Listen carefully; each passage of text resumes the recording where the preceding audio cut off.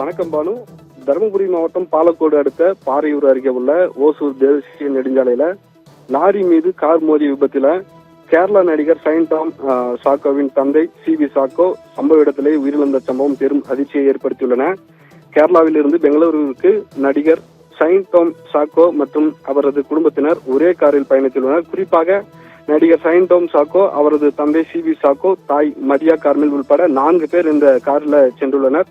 அப்போது பொம்மநல்லி அருகே உள்ள தேசிய நெடுஞ்சாலையில கார் சென்று கொண்டிருந்த போது முன்னால் சென்ற லாரியின் மீது மோதி பெரும் விபத்துக்குள்ளானதாக கூறப்படுகிறது. இன்று காலை சுமார் 7 மணி அளவில் இந்த விபத்து ஏற்பட்டதாகவும் பாலக்கோடு காவல்துறையினர் வழக்கு பதிவு செய்து விசாரணை மேற்கொண்டு வருகின்றனர்.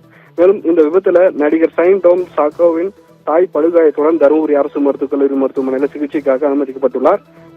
அதே போல சம்பவ இடத்திலேயே உயிரிழந்த சி.வி. சாக்கோவின் உடல் தருமபுரி அரசு மருத்துவக் கல்லூரி மருத்துவமனையில உள்ள பிரேத பரிசோதனை ஆய்வுக்கூடத்தில் வைக்கப்பட்டுள்ளது. தற்போது இந்த தகவலை அறிந்த அவரது குடும்பத்தினர் தருமபுரி அரசு மருத்துவமனையில் குவிந்துள்ளனர்.